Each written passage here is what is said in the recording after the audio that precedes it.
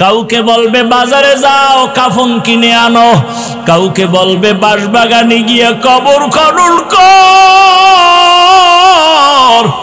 আমার গায়ের গেঞ্জিটা বেলেট দিয়া কেটে কেটে রাখবে, কাউকে বলবে গরম পানি কর, চিরবিদায়ের গোসল।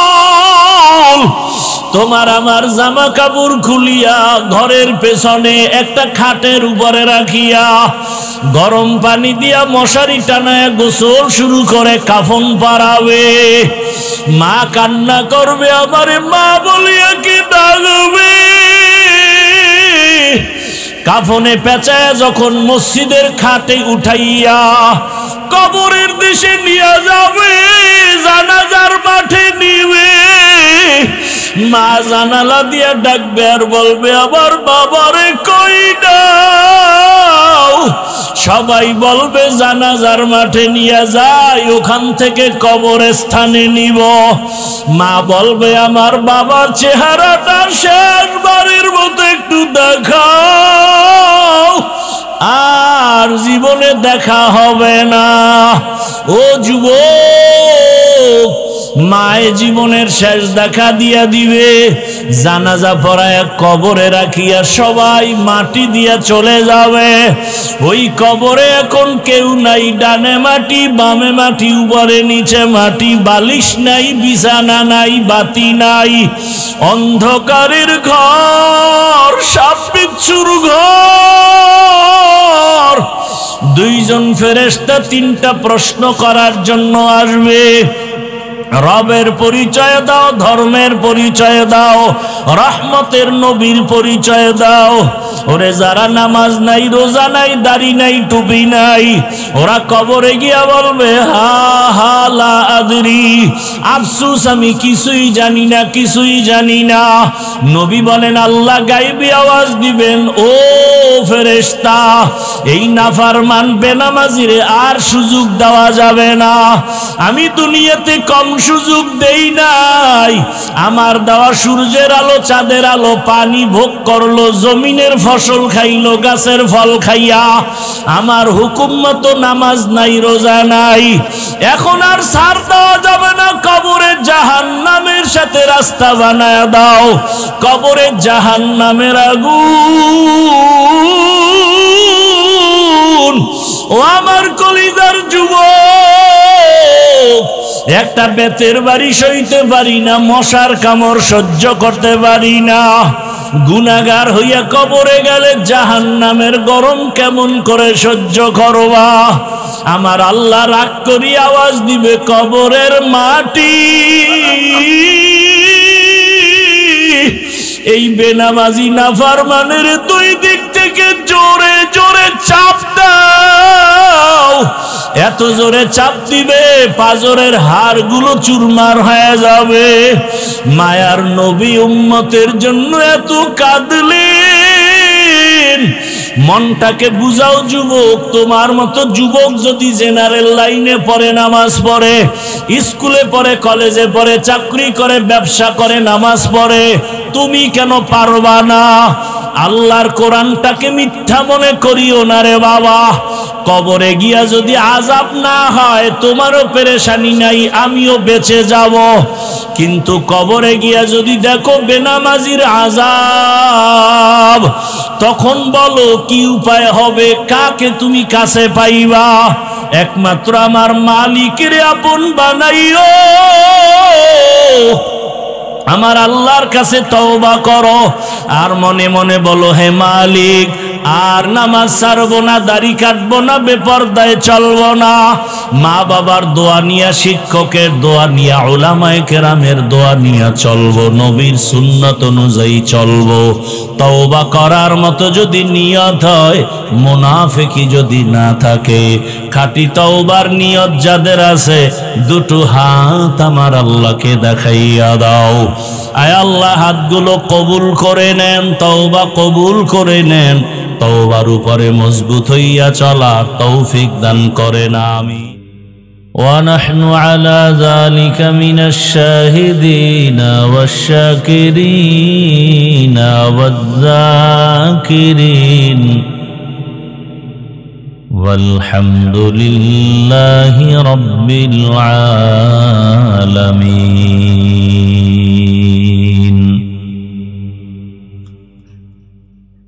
سبحانك لا علم لنا إلا ما علمتنا إنك أنت العليم الحكيم رب اشرح لي صدري ويسر لي أمري واحلل عقدة من لساني يفقه قولي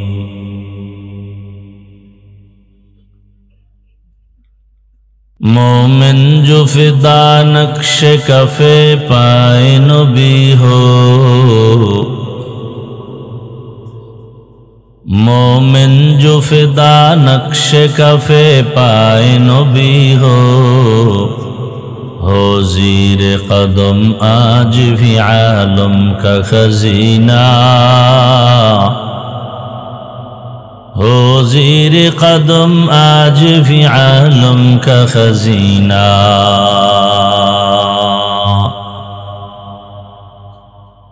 गर सुन्नत नबवी की करे पैरवी उम्मत गर सुन्नत नबवी की करे पैरवी उम्मत तूफान से निकल जाएगा फिर इसका सफीना तूफान से निकल जाएगा फिर इसका सफीना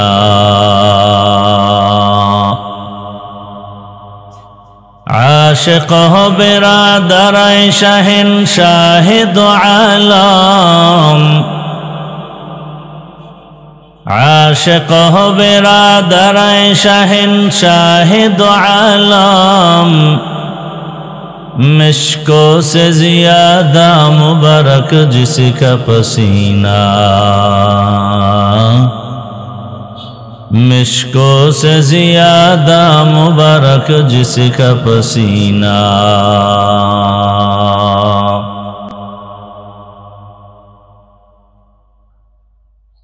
দাওয়াতুল হক তিলকপুর যুব সমাজের উদ্যোগে আয়োজিত 2 দিন ব্যাপী তাফসীরুল কোরআন মাহফিলের আজ সমাপনী দিন 2 ডিসেম্বর 2025 মহতি এ মাহফিলে উপস্থিত মোহতারাম সম্মানিত সভাপতি জনাব মোহাম্মদ রুস্তম আলী সাহেব প্রধান অতিথি জনাব AHM ওবায়দুর রহমান চন্দন সাহেব সহ অন্যান্য অতিথিবৃন্দ হযরত উলামায়ে কেরাম অত্র অঞ্চলের বিভিন্ন স্থান থেকে আগত আল্লাহ পাকের আশিকিন জাকিরিন শাকিরিন মুহিব্বিন মুরব্বিয়ান আযম কলিজার টুকরা আমার সমবয়সী যুবক বন্ধুগণ স্নেহের ছোট ভাই পর্দার আড়ালে মা বোনেরা আল্লাহ পাকের দরবারে শুকর যে আল্লাহ পাক আমাদেরকে সুস্থ রেখেছেন আলহামদুলিল্লাহ জীবনের এক অমূল্য সম্পদ আমাদের সুস্থতা টাকা পয়সা বাড়ি গাড়ি সব আছে কিন্তু আপনি আমি অসুস্থ জীবনের কোনো দাম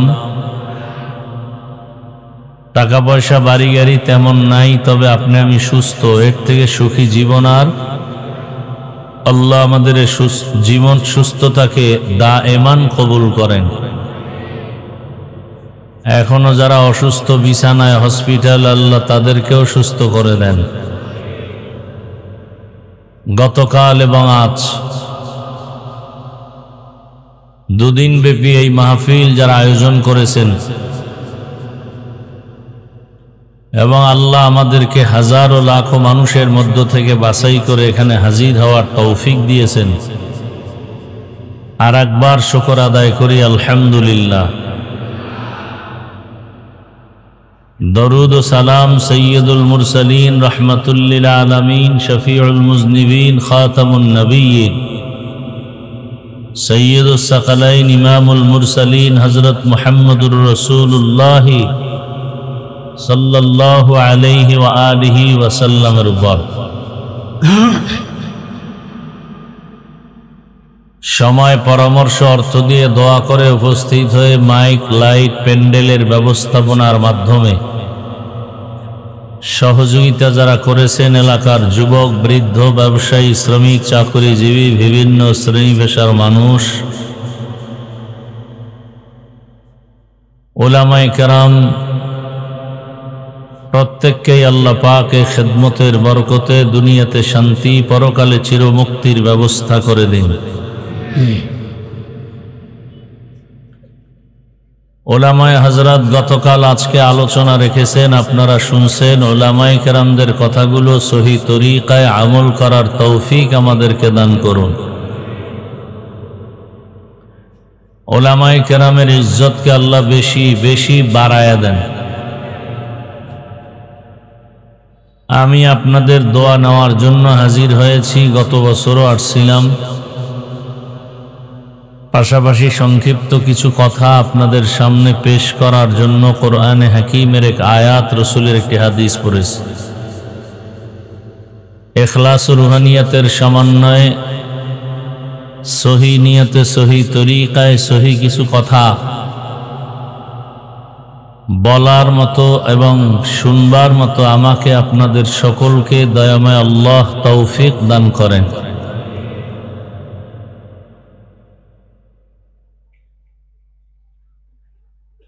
আল্লাহ পাক যে আয়াত পড়েছি বলেন, ইয়া আইয়ুহাল্লাযীনা আমানুত্তাকুল্লাহ ওয়াল তানজুর নাফসুম মা কদ্দামাত লিগাদ। হে জগতের মুমিন, তোমরা আমি আল্লাহকে ভয় করো, তাকওয়া অর্জন করো এবং সামনের তোমার স্থায়ী জীবনের জন্য কি সম্বল সঞ্চয় করেছো সেদিকে মনোনিবেশ হও। ওয়াত্তাকুল্লাহ, আল্লাহ আবার বলেন আমাকে ভয় করো। ইন্নাল্লাহা খাবীরুম বিমা তা'মালুন, নিশ্চয়ই আল্লাহ হলেন আপনার আমার সমস্ত কৃতকর্মের খবর অগ্রিম জাননেওয়ালা। নবীজি বলেন, হুব্বুদ দুনিয়া রাসু কুল্লি খাতিআ, দুনিয়ার ভালোবাসা মহব্বত আর লোভ মানুষের সমস্ত ধ্বংসের মূল কারণ। আয়াত ও হাদিসের তরজমা শেষ। আয়াত এবং হাদিসের মূল আলোচনার বস্তু হল, দুনিয়াকে ছেড়ে দাও, আখিরাতকে আঁকড়ে ধরো। পরকাল জীবন বলতে একটা জীবন আমাদের সামনে আছে, যেটা মৃত্যুর পরে শুরু হবে। যেই জীবনের শুরু আছে আর শেষ নেই। দুনিয়ার জীবনের কোনো মূল্য নাই। হাদিস শরীফে আল্লাহর রসুল বলেন, একটা মশার দাম আছে আল্লাহর কাছে, কিন্তু দুনিয়া নামক এই গ্রহের কোনো দাম নাই। বানাইলেন কেন এই দুনিয়া, পাঠাইলেন কেন আমাদেরকে? মূলত এটা পরীক্ষার হল। পরীক্ষা দেওয়া শেষ, ফলাফল দেওয়ার জন্য আল্লাহ নিয়ে নিবেন হাসরের মাঠে। পরীক্ষার জন্য সব জায়গা পরিবেশ উপযোগী না, একটা আলাদা পরিবেশ লাগে।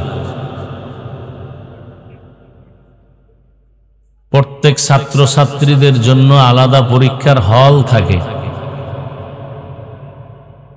মায়ের গর্ভ আল্লাহর পরীক্ষা দেওয়ার হল না, রুহের জগতও না। আল্লাহ নির্বাচন করেছেন, দুনিয়াকে পরীক্ষার হল বানায় পাঠাইছেন। পরীক্ষার হলের নিয়ম সময় সবার জন্য নির্দিষ্ট। যে প্রশ্নের উত্তর সঠিক লিখবে তার জন্য যেই সময়, যে ব্যাঠিক লিখবে তার জন্য একই সময়। প্রশ্নের উত্তর সঠিক লিখলেও তাকে নিষেধ করা হবে না, প্রশ্নের উত্তর উল্টা লিখলে তাকে বাধাও দেওয়া হবে না। যদি প্রশ্নের উত্তর উল্টা লেখনেওয়ালাকে বাধা দেয়া হয় তো পরীক্ষার হলের মান থাকে না। দুনিয়া নামক গ্রহে আল্লাহ পরীক্ষা দেওয়ার জন্য আমাদেরকে পাঠাইছেন। কারণে যারা উল্টাপাল্টা করে তারাও যেই স্বাধীনতা পায়, যারা আল্লাহর হুকুম মতো চলে তারাও সে স্বাধীনতা নিয়ে চলে। যারা আল্লাহ মানে, কোরআন মানে, হাদিস মানে, নবীর তরিকা মানে, এরাও যেই জমিনে চলার স্বাধীনতা আছে, যারা মানে না তাদেরও এই জমিনে চলার স্বাধীনতা আছে। কেন বলে পরীক্ষার হল, বাধা দেওয়ার জায়গা না। জমিনের ফসল মুমিনরা যেমন ভোগ করে, বেঈমানরাও তেমন ভোগ করে, স্বাধীনতা সমান। ফলাফলের বেলায় প্রমাণ হয়ে যাবে কে পুরস্কৃত, কে তিরস্কৃত, কে জান্নাতি, কে জাহান্নামী, কে ভালো, কে খারাপ, কার আমল নামা ডান হাতে, কারটা বাম হাতে, কার নেকের পাল্লা ভারী, কার গুনার পাল্লা ভারী হয়ে যাবে। কিসের পরীক্ষা নিবেন আল্লাহ?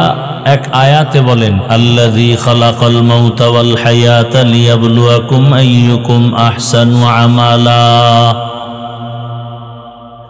ওয়া হুয়াল আজিজুল গফুর।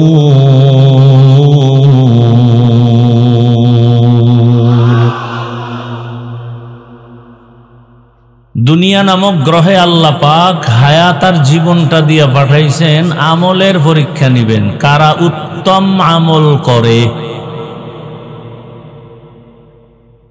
ভালো আমল করে, বেশি আমল না, ভালো আমল। বেশি আমল করা এটা বড় কিছু না, ভালো আমল করা বড় কিছু। এজন্য আল্লাহ বলেন, আমার কাছে সব থেকে দামি ওই ব্যক্তি যে তাকওয়া অর্জন করে তথা আমাকে ভয় করে চলে। ইন্না আকরামাকুম ইনদাল্লাহি আতকাকুম। আর তাকওয়ার মূল কথা হলো আল ইহতিরাজ আনিল মাসিয়া, গুনাহ থেকে বেঁচে থাকার নাম তাকওয়া।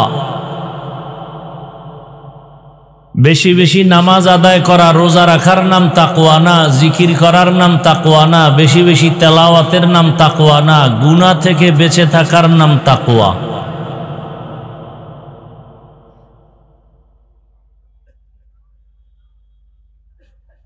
বাকি হলো বেশি আমল না করলে ভালো আমলের রাস্তা খুলে না। আমল করতে করতে করতে করতে একদিন আল্লাহর কাছে আমলটা ইখলাসওয়ালা হবে, আর ওই এক আমল জান্নাত পর্যন্ত পৌঁছায় দিবে। এর নাম চেষ্টা। বান্দা চেষ্টা করবে 10 দিন, দরজা খুলবে একদিন। দুনিয়ার কোনো কাজও একবারে কেউ আগাইতে পারে না। গাছ বড় হতে সময় লাগে, রাতারাতি গাছ বড় হয় না, যদি হয় সে গাছ টিকে না। মানুষ মায়ের গর্ভ থেকে দুনিয়াতে আসতে সময় লাগে, যেই সন্তান দ্রুত বের হয়ে আসে ওই সন্তান বেশি দিন টিকে না।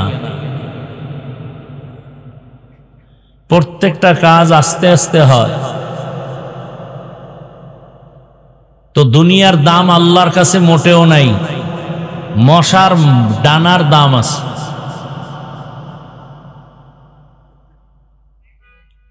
আর সেই দুনিয়ার পিছনে যারা ঘুরে আল্লাহর আদালতে তারা চরম বোকা। আসল জীবনকে হারাইয়া, আসল জীবন আমাদের পরকালের জীবন, জান্নাত পাওয়ার জীবন। দুনিয়ার পেছনে মানুষ দৌড়ায় কেন? 2 জিনিসের জন্য দুনিয়ার পেছনে দৌড়ায়। সেই 2 জিনিস পাওয়ার জন্য মাকে মারে, প্রয়োজনে বাবারে মেরে ফেলে, ভাইকে মেরে ফেলে, হুজুরেরে মেরে ফেলে, আলেমরে মারে, কোরআনের বিরোধিতা করে। সত্য কথাটা স্বীকার করিয়েন, মানেন আর না মানেন, না ভয় পাইতেছেন? এখনো ভয় পান তো জুলাই স্বাধীন করলেন কেন? হ্যাঁ, ভয় পান? কারে ভয় পান? চোরেরে? যে চোর, যে ডাকাত, যে জালেম, যে দুর্নীতিবাজ, ওরা না আপনাকে ভয় পাবে, আপনি চোরকে ভয় করেন কেন? আপনি তো এদেশের পিওর পবিত্র নাগরিক। পবিত্র নাগরিক বুককে টান করে চলবে, চোর ডাকাতরা মাথা নত করে চলবে। কিসের ভয়? এ দেশ আমার, আমি এদেশের নাগরিক। তুলনামূলক আমি চোরের থেকে ভালো। আমার দ্বারা দেশের উপকার হয়, জাতির উপকার হয়, অতএব কথা বলার অধিকার আমার বেশি। আমার দ্বারা দেশের ক্ষতি হয় না, জাতির ক্ষতি হয় না। ভাইরা আমার, যে কথাটা বলতেছিলাম যে এই দুনিয়ার মূল্য আল্লাহর কাছে মোটেও নাই। তো আল্লাহ দুনিয়ায় পাঠাইলেন কেন, সেই বিষয়ে দুই চারটা কথা বললাম। পরকাল জীবন আপনার আমার জন্য আসল জীবন। এই দুনিয়ার জীবনের এক সেকেন্ডের কোনো ভরসা নাই। মানুষ গান গায়, বলে নিঃশ্বাসের নাই বিশ্বাস। দেখেন, দুনিয়ার পিছনে যারা ঘুরে কয় জিনিস চায়? দুই জিনিস চায়। এই দুইটা জিনিস পাওয়ার জন্য প্রয়োজনে মাকে মেরে ফেলে, বাবাকে মেরে ফেলে, স্বামী স্ত্রীকে মারে, স্ত্রী স্বামীকে মারে। দুই জিনিসের একটা হলো শান্তি চায়, আর একটা হলো সম্মান চায়। কিন্তু আমি বলে গেলাম, আমার কথাগুলো খুব সাদা মাটা, কিন্তু খুব ওজনওয়ালা এবং খুব ফ্রেশ, কোনো ভেজাল নেই। দুই জিনিসের, এক শান্তি, দ্বিতীয় সম্মান। আপনাদের বিশ্বাসটাকে মজবুত করাবার জন্য আমরা মাঝে মাঝে আল্লাহর জাতের কসম করি, যাতে করে আপনার সন্দেহ না থাকে। আল্লাহর জাত ও সিফাতের কসম, আল্লাহর দ্বীন ইসলাম আর আখিরাতকে বাদ দিয়া যারা দুনিয়া দুনিয়া দুনিয়া দুনিয়া জিকির করে, একটা মানুষও দুনিয়াতে শান্তিতেও নাই, সম্মানেও নাই। আপনাদের বিশ্বাসের ঘাটতি আছে, আমি কসম করেছি। কোনো ঘাটতি আছে? এখন আপনি বলবেন অনেক সম্মান, পুলিশ স্যালিউট দেয়, র্যাব স্যালিউট দেয়। ওই সম্মান তো টাকার কেনা সম্মান। টাকার কেনা সম্মানের ভ্যালু কি? প্রথমে ফুলের মালা, ফাইনালে জুতার মালা। কি যেই পুলিশ স্যালিউট দেয় সেই পুলিশ আবার হ্যান্ডকাপ লাগায়, এটা কিসের সম্মান? কি বলেন? 10 তলা বিল্ডিং সম্মান? যদি তাই হয় তো বিল্ডিং ছেড়ে জঙ্গলে ঘুরে কেন? সুইস ব্যাংকে টাকা রেখে লাভ কি যদি চেক বই না থাকে? এই টাকার কোনো ভ্যালু নাই। আসছে রাতারাতি, হারাম ভাবে চলে যাবে রাতারাতি। হারাম টাকার বিল্ডিং জীবনে ঘুমাতে পারবে না, ভূমিকম্প ছাড়া ধসে যাবে। হারামে আরাম নাই। দুনিয়াদার একটা লোককে আমাকে দেখান যে সম্মানে আছে, শান্তিতে আছে। কিন্তু দেখেন তো, মহামারী করোনার ইতিহাস ভুলে যাবেন না। বাবা করোনায় আক্রান্ত, ছেলে শিক্ষিত কুলাঙ্গার, মাস্ক লাগিয়ে বসে আছে, বাবার কাছে যায় না, মরার ভয়। এক পর্যায়ে করোনার আক্রান্ত বাবা মরেই গেল। এলাকার গরিবদের কিছু টাকা দিয়ে বলে লাশটা রাস্তায় ফেলে দাও। রাস্তায় বাবার লাশ ফেলে দিল, দরওয়াজা জানালা লক করে দিল। কুলাঙ্গার সন্তান জানালা খুলে তাকায়া দেখলো না বাবার লাশ কুত্তায় খেলো না জানাজা হলো।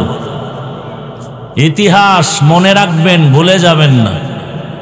সেই মহামারী করোনার কঠিন আতঙ্কের সময় আমার জন্মভূমি বাংলাদেশের শত শত করোনার লাশ আমার দেশের কিঞ্চিত পুলিশ বাবারা আর সিংহবাগ টুপিওয়ালা ওলামায়ে কেরামরা নিজেদের কাঁধে নিয়ে গোসল করিয়েছিলেন, কাফন জানাজা দাফন করেছিলেন। একজন টুপিওয়ালাও করোনায় মরে নাই। এরপরও যারা বলবে হুজুর খারাপ, ওর রক্ত খারাপ। সরকারি চাকরি করেন যারা, বেসরকারি চাকরি করেন, ডিউটি দৈনিক 8 ঘন্টা, বেতন নিম্নে 20,000, টেবিলের নিচে আরো মুক্তা আছে কোটি কোটি। পৃথিবীর কোন রাষ্ট্রের টেবিলের নিচে যদি মুক্তা নাও থাকে, সোনার বাংলায় হারাম শুয়ারের বহু মুক্তা থাকে। এটা ধরতে যে পারে সেই রাতারাতি আঙ্গুল ফুলে কলা গাছ হয়ে যায়। যেমন কলা গাছ হয়, কলা গাছ যত মোটা হোক না কেন, শক্তি কম, দা দিয়ে একটা আঘাত করলে শুয়ে পড়ে। এজন্য হারাম যেটি খায় এটির শক্তি নাই, না শারীরিক, না মানসিক, না জৈবিক। কথা বলেন না কেন? আল্লাহ হেদায়াত দান করুন। আসছে যেভাবে চলেও যায় সেভাবে। তাহলে ভালো করে বলেন, সরকারি বেসরকারি ডিউটি 8 ঘন্টা, নিম্নে বেতন কত? সত্য কথা স্বীকার করেন তো একটু। আপনাদের এই অত্র অঞ্চলে মসজিদের ইমাম সাহেবরা, আলেম ওলামারা মসজিদে খেদমত করে, ডিউটি কত ঘন্টা? বলেন, সত্য কথাটা বলেন। বেতন কত দেন? 50,000? ওই কেউ বলে 3,000, 2,000, 5,000, 7,000। এক জায়গায় শুনলাম 1,500 5 ওয়াক্ত ইমামের আর খতিব সাহেবের 2,500। বললাম মাসের আগে, বলে 13 মাস বাকি। সভাপতি সাহেব বেতন দেন কত? বলে 100 টাকা। সেক্রেটারি সাহেব সভাপতির থেকেও বড় ধনী, তিনি দেন কত? বলে 50। সভাপতির থেকে বেশি দেন না কেন? বলে বেদবি হবে। সেই 24 ঘন্টা ডিউটি করে ইমাম সাহেব, আলেম মানুষ, বেতন দেন 5,000। আল্লাহ মানুষকে বিবেক দিছেন ভালো মন্দ যাচাই করার, কোনো পশুকে দেন নাই। একটু বিবেক দিয়া চিন্তা করেন তো, পৃথিবীতে এর থেকে জুলুম আর কি হতে পারে? এরপরও কি কোনো ইমাম সাহেব কারো সাথে খারাপ আচরণ করেছে? অথচ সরকারের ডা খাইয়া লইয়া যাদের ভুঁড়ি মোটা, এরা আবার সরকারের বিরোধিতা করে, মানববন্ধন করে, বলে স্কেল বাড়াও নাইলে গদিতে লাল বাতি জ্বালায় দেব।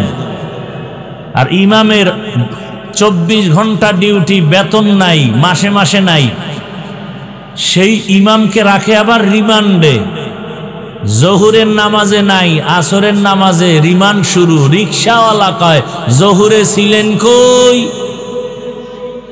ইমাম সাহেব কয়, কে তুমি? বলে আমি রিক্সা চালাই। পাওয়ার কেন? বলে 5 টাকা বেতন দেই।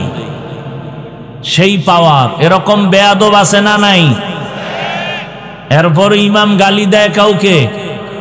কোনদিন জুমায় বলছে বেতন বাড়াও 30,000, 1 তারিখে দাও, না হয় আসর থেকে সূরাগুলো উল্টা পড়া হবে বলছে। বরং এত বাজে কথা ইমামরে বলে, ধমক দেয়, কত কিছু। মিডিয়ার যুগ, রাতের আধারেও কিছু করলে তাও প্রকাশ হয়ে যায়। এত যুগের মধ্যেও আমরা মাঝে মাঝে শুনি, দেখি যে মসজিদের দায়িত্বশীলদের গায়ে পর্যন্ত হাত তুলে। এরম বেয়াদবের খবর আমরা শুনি। এরপরেও কোনো ইমাম, কোনো আলেম গালাগালি করেন, কারো জন্য বরদোয়া করেন, বরং হাত তুইলা কলিজা খুলে দোয়া করে, ও আল্লাহ এলাকায় শান্তি দাও, কবরওয়ালাদের জান্নাত দাও, ব্যবসায়ীদের বরকত দাও, অসুস্থ রোগীদের সুস্থ বানাও। এরপরেও যারা বলে হুজুর ভালো না, আমি বলি ওর 14 পুরুষের রক্ত ভালো না। এলমেরা এজাজো করদন বেহিসাব, খলকেরা দাদন জবাবে বাসওয়াব, হক না দারত দোস্তে খলকা জারেরা, নিস্তে ই খসলত একি দিনদারেরা। দুনিয়ার পেছনে যারা দৌড়ায়, কয় জিনিস চায়? শান্তি আর সম্মান। একজনও শান্তিতে নাই, একজনেও শান্তি নাই মানি ভিতরেও জ্বালা বাইরেও জ্বালা। ছেলে নিয়ে শান্তি নাই, মেয়ে নিয়ে শান্তি নাই, পরিবার নিয়ে শান্তি নাই, ব্যবসায় শান্তি নাই, চাকরিতে শান্তি নাই, খানায় শান্তি নাই। গরিব দিন আনে দিন খায়, রিক্সা চালায়, কত আরামের, পেরেশানি নাই। ঘরে কোনো তরকারি নাই, ডিম ভাজাও নাই, একটা কাঁচা মরিচ দাও, কাঁচা মরিচ দিয়ে একটা টান মারছে, 1 মিনিটে 3 প্লেট নাই। ঠিক নি? আর দুনিয়াওয়ালারা টেবিলের মধ্যে কত খানা, কত সবজি, কত শাক, কত ভর্তা, কত মাছ, কত গোশত, খাইতে পারে না। ডাক্তার কয় খাইও না, রেড সিগন্যাল লাগায় দিলাম, খাইলেই মরবি।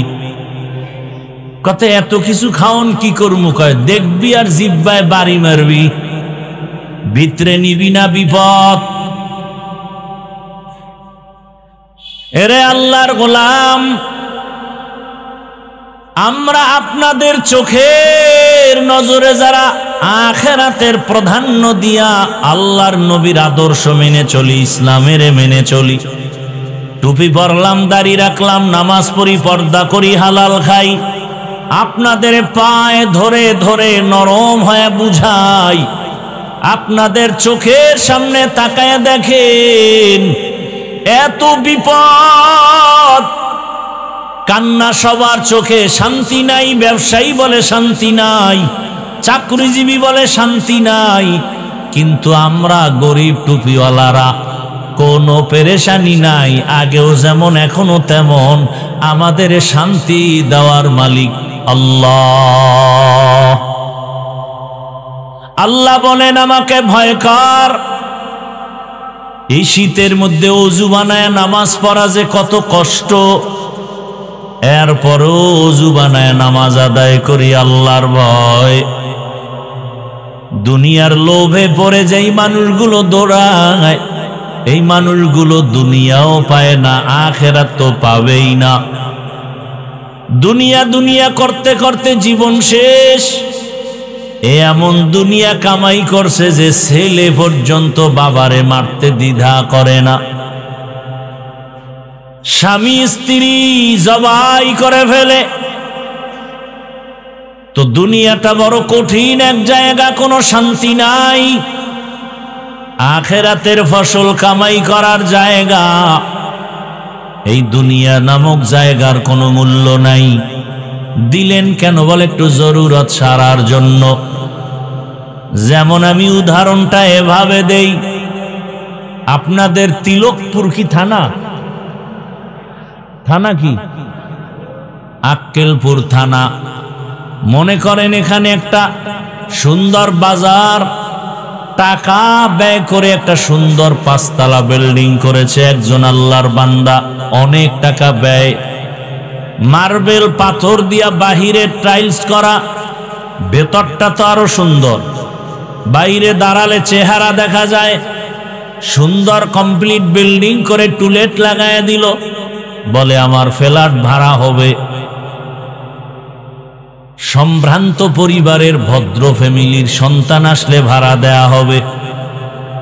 একজন ভালো মানুষ বিল্ডিংটা দেখে বড় সুন্দর, ভেতরে ঢুকলো ভাড়া নেওয়ার জন্য, দেখে কেমন, পুরা বিল্ডিং দেখলো, প্রত্যেকটা সুন্দর তালা, বেডরুম, ড্রয়িং, ডাইনিং রুম অনেক সুন্দর, একেবারে নিচ থেকে উপর পর্যন্ত দেখার পরে নিচে নাইমা কপালে হাত দিয়া বলে আফসোস। মালিক কয় কেন? বলে এত সুন্দর একটা বিল্ডিং, একটা বাথরুমও নাই। উভয় কি? কয় ভাই আমার এলাকাটা তো পবিত্র, এই জন্য বিল্ডিং এ বাথরুম রাখি নাই।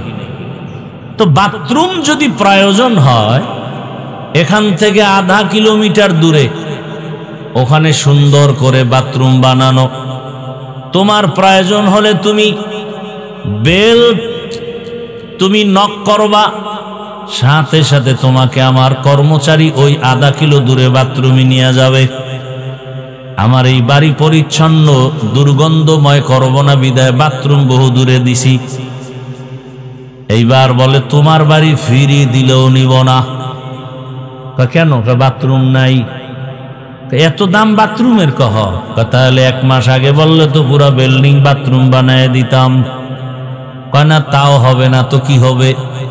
বলে প্রত্যেক ফ্ল্যাটের মধ্যে সুন্দর করে কমপক্ষে একটা বাথরুম, না হয় 2টা দাও, না হয় প্রত্যেকটা রুমে রুমে দিলে আরো ভালো। আমাকে 1 মাস টাইম দাও, বাথরুমের এত মূল্য যেহেতু বলছো করিয়েই সারুম। এইবার 1 মাস টাইম পেয়ে মিস্ত্রি লাগায় বাথরুম করলো।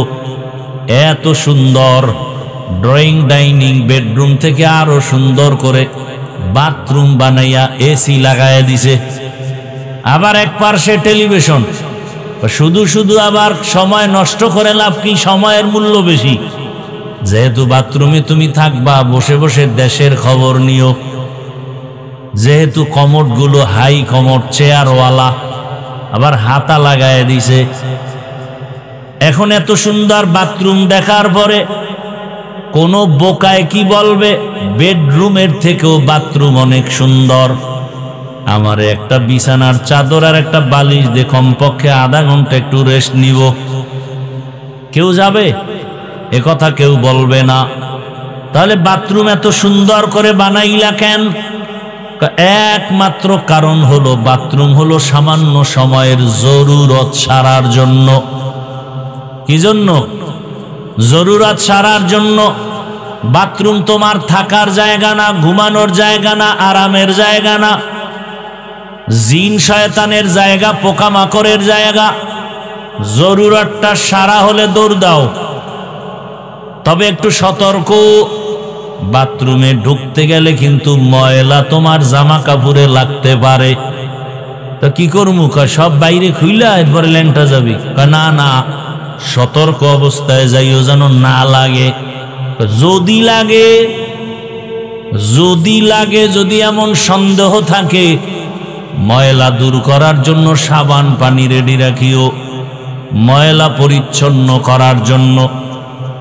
এমন ময়লা লাগছে যা সাবানেও যায় না। তাহলে এই মেডিসিন তুমি পারবা না। তৃতীয় আর এক ব্যক্তির কাছে তোমার এই ময়লা পরিষ্কারের জন্য জামা দাও। তৃতীয় হাত হলো বাজারে লন্ড্রি আছে, ধোপা, ওদের কাছে যখন দিবা, ওরা বিদেশি মেডিসিন দিবে।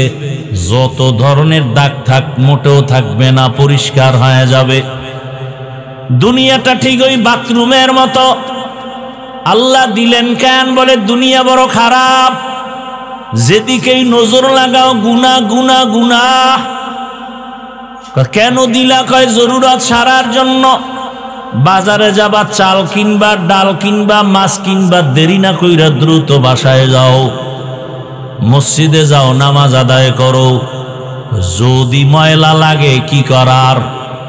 দুনিয়ার ময়লা যদি লেগে যায় কলবে, গুনার আকর্ষণ। এত সুন্দর নাচ গানের আয়োজন, যদি লেগে যায় সাবান রেডি রাখ।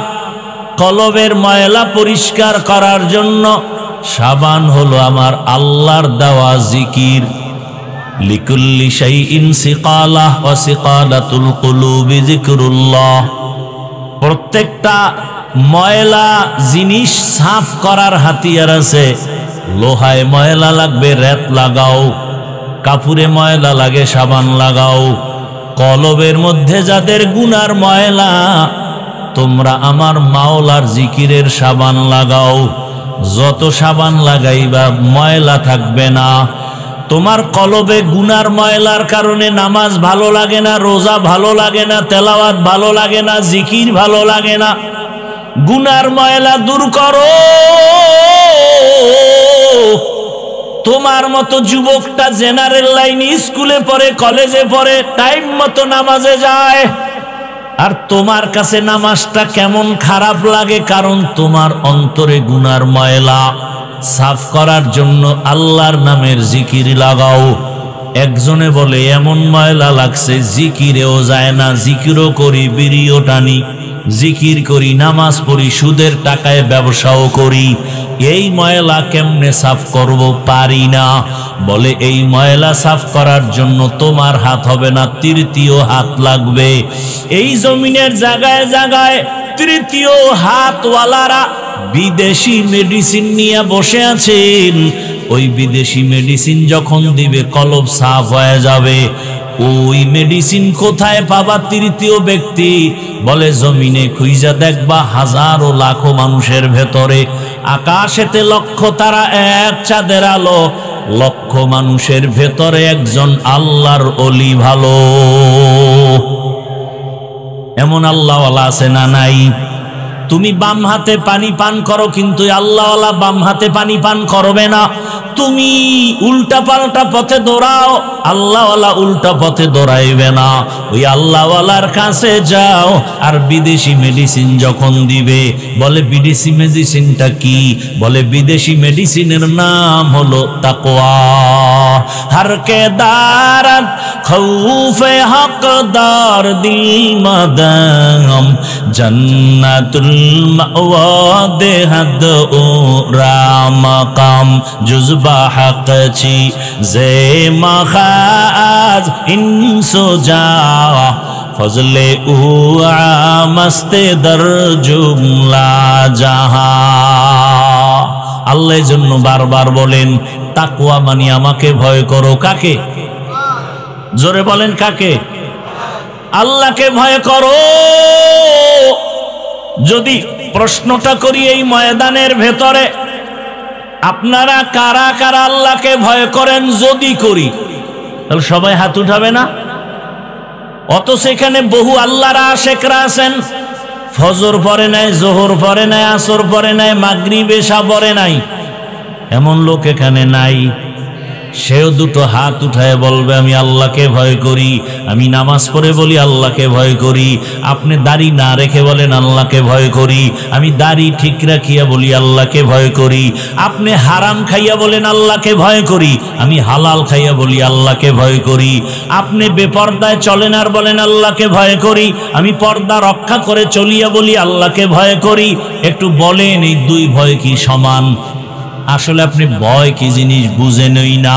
আমি উদাহরণটা এভাবে দেই, একটা সন্তান বাবারে ভয় করে, প্রমাণ কি? বলে বাবার সামনে কখনো অন্যায় করে না, কেন? বলে শাস্তির ভয়। একটা ছাত্র শিক্ষকের ভয় করে, প্রমাণ কি? বলে শিক্ষকের সামনে ছাত্র অন্যায় করে না, কেন? বলে শাস্তির ভয়। ঠিক এই জমিনে যেই বান্দা আমার আল্লাহকে ভয় করবে, আসলেই যদি ভয় করে, আল্লাহর আযাবের ভয়ে গলায় ছুরি লাগাবে, দাড়ির মধ্যে অস্ত্র লাগাবে না।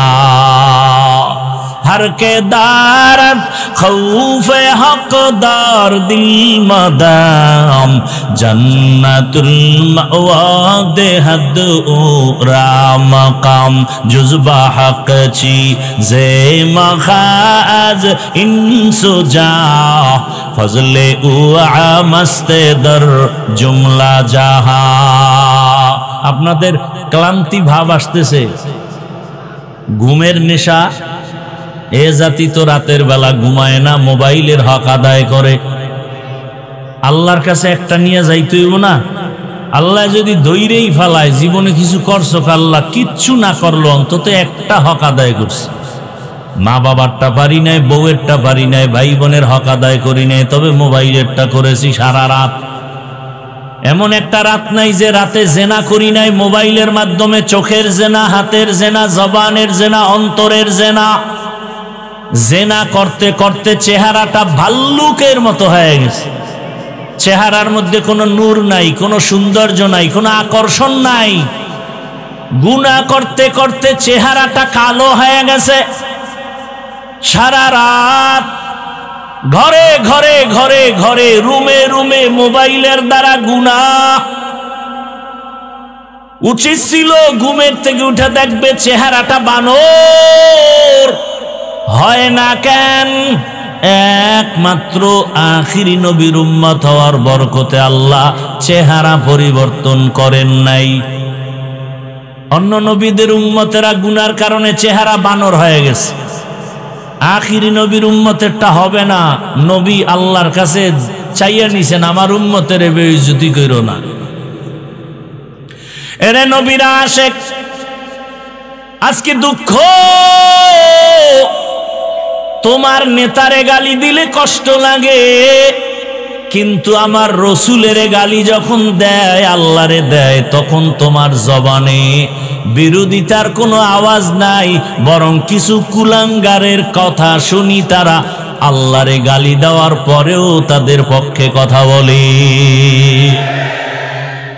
আউল বাউল ফাউল কথা কয় না। তোমার রাস্তায় তুমি চলবা, কোনো দ্বন্দ্ব নাই। হিন্দু তোমার ধর্ম পালন করো, ইসলাম স্বাধীনতা দিছে। বৌদ্ধ তোমার ধর্ম পালন করো, ইসলামের স্বাধীনতা। হিন্দু তোমার ধর্ম পালন করো, ইসলামী স্বাধীনতা। কিন্তু যদি ইসলামের উপরে আঙ্গুল তুলো, তখন আর রক্ষা নাই। কথা বুঝেন নাই? আপনারা অনেকেই নামাজ পড়েন না, কিন্তু আল্লাহরে ভালোবাসেন না, ইসলামের মহব্বত করেন না। এ কারণে আপনার সাথে ঝগড়া নাই, তর্ক নাই, হাসি মুখে বুঝাবো। কিন্তু যদি বলেন নামাজ পছন্দ করি না, তখন আর কোনো হাসি মুখ নাই, পাইলেই জুতার বাড়ি।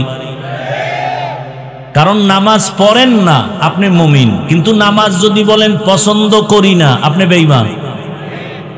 দাড়ি রাখেন না, কোনো ঝগড়া নাই, আপনি মুমিন। কিন্তু যদি বলেন দাড়ি পছন্দ করি না, তখন আর কোনো ছাড় নাই, আপনি বেঈমান।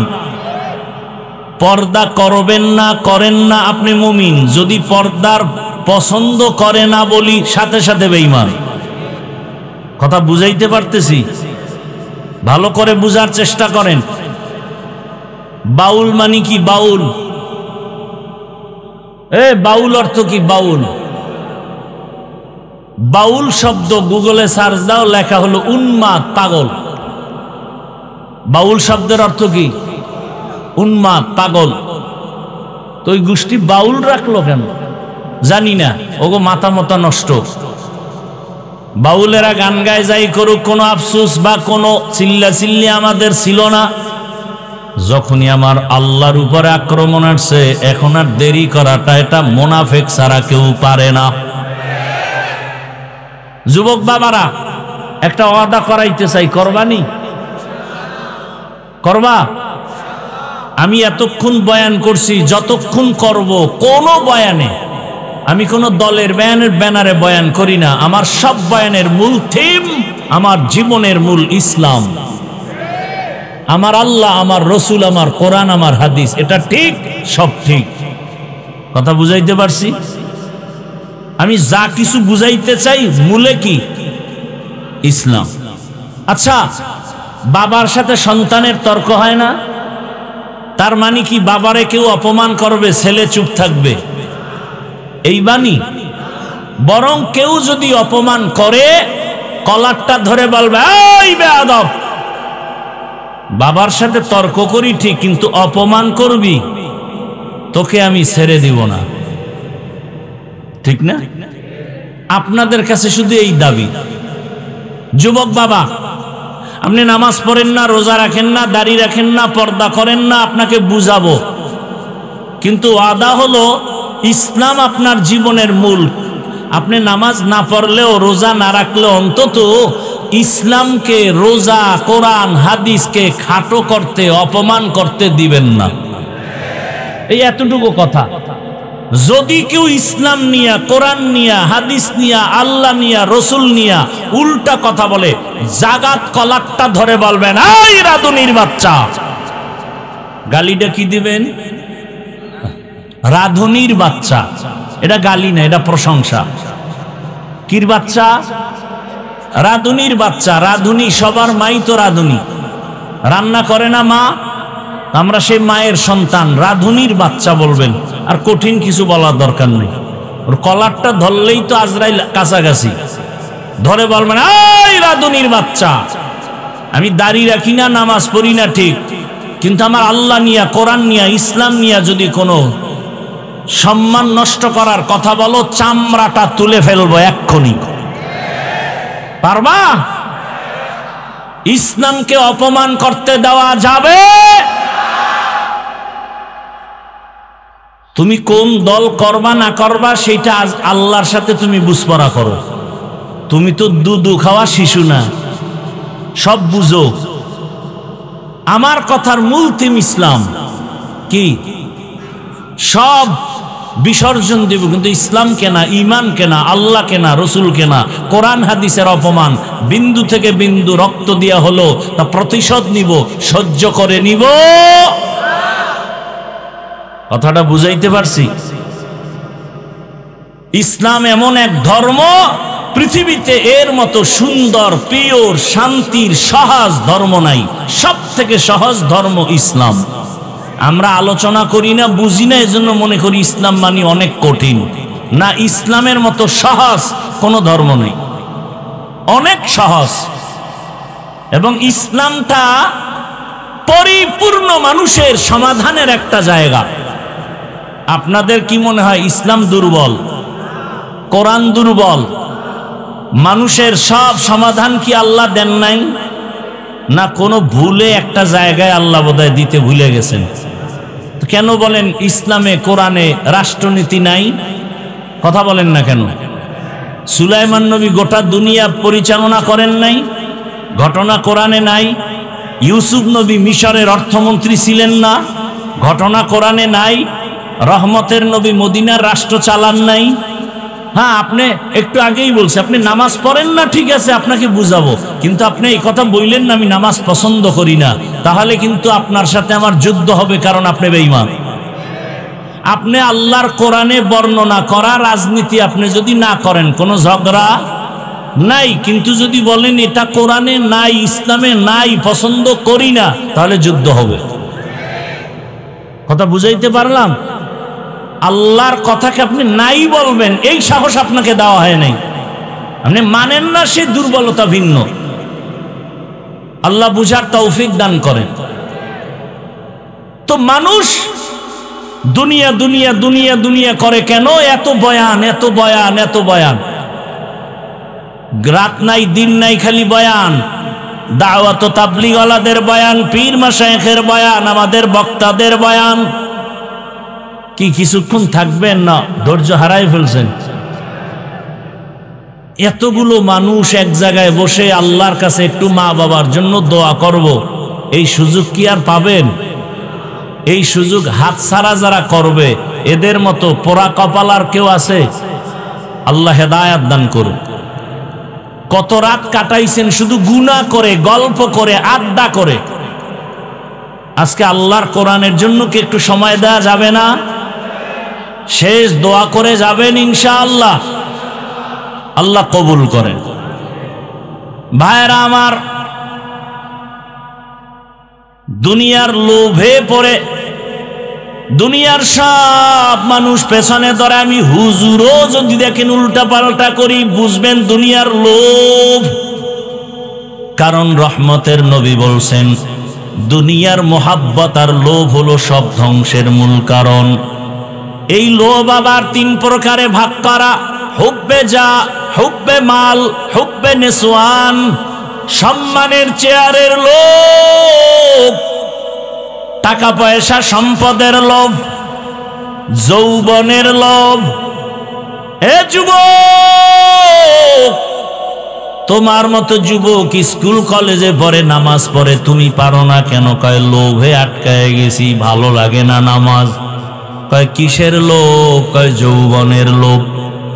মা বাবারে মানো না কেন? কয় যৌবনের লোভে আটকায় গেলাম। ফেরাউন নামের বেঈমান আমার আল্লাহকে আল্লাহ বলে মানে না, নিজেরে খোদা দাবি করলো।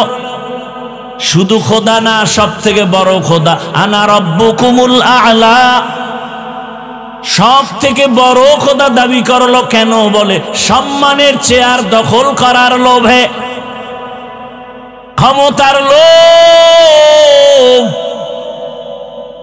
কারুন নামের বেঈমান যাকাত দেয় না কেন? বলে টাকার লোভ। আমাদের সমাজে এই টাকার লোভীরা ঠিক মতো গরিবের বেতনটাও দেয় না। কথা বলেন না কেন? আমার দেশের ধনীরা ঠিক মতো গরিবের যাকাতও আদায় করে দেয় না। কেন? বলে জাকাত দেওয়া জরিমানা মনে করে। এত জাকাত দিব কেন? আল্লাহর জাতের কসম, এই জমিনে যদি ইসলামের অর্থনীতি বাস্তবায়ন হইতো, মাত্র 5 থেকে 10 বছরের ভেতরে আমার দেশে কোনো দরিদ্র থাকতো না। আল্লাহর জাতের কসম করিয়ে জন্য যেন সন্দেহ না থাকে, দুনিয়াতে যত অর্থনীতি আছে, শ্রেষ্ঠ কল্যাণমুখী অর্থনীতির নাম হলো ইসলামী অর্থনীতি। কিন্তু এই বিষয়ে আলোচনা নাই, এজন্য আমরা বুঝি না। ইসলামের অর্থনীতির মূল একটা শাখা হলো যাকাত। ইসলামী অর্থনীতির একটা লাইন হলো গরিবের ধার দাও, ধার করজ দাও। কিন্তু আপনাদের এলাকার তিলকপুরে কোন গরিব গিয়ে যদি বড় লোকেরে বলে আমারে 5,000 টাকা ধার দেন, আমি 15 দিন পরে দিব, বড় লোক কয় টাকা নাই, টাকা নাই, টাকা নাই। কানের সাথে মুখ লাগায় গোপনে যদি কয় সুদে দাও, কয় লাখ। ঠিক নি? ওর কপালে আল্লাহর লানত। কারণ সুদের সাথে যারা ইচ্ছা করে জড়িত হবে, ওরা 24টা ঘন্টার সেকেন্ডে সেকেন্ডে সেকেন্ডে অল টাইম গর্ভধারিণী মায়ের সাথে জেনার গুনাহ, জেনার গুনাহ, জেনার গুনাহ। দুনিয়াতে যত ইসলামের দুশ্মন, আল্লাহর দুশ্মন, এর মধ্যে বড় দুশ্মন হলো 2 দল। এক দল যারা সুদের সাথে জড়িত, আর এক দল যারা বুখারী শরীফে আছে আল্লাহ ওলিয়া উলিয়া যারা মানে না, এরা আল্লাহর দুশ্মনের মধ্যে সবথেকে বড় দুশ্মন। কয় বড় দুশ্মন বুঝলাম কেমনে? বলে এই 2 দলের সাথে আল্লাহ বলেন আমি নিজে যুদ্ধ করব।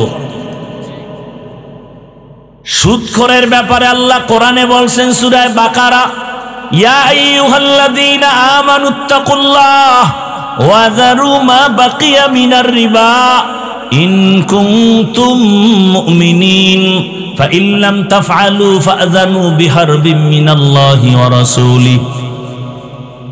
আর এক দলের কথা বুখারী শরীফে হাদিসে কুদসি, মান আতালি ওয়ালিয়ান ফাকাদ আযানতুহু বিল হারব।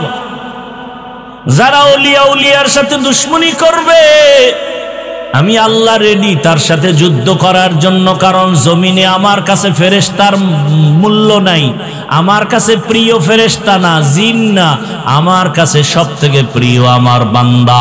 আর এই বান্দাদের মধ্যে যারা আমার খাস ওলি, আমার বন্ধু তাকওয়াওয়ালা, এরা আমার অনেক প্রিয়।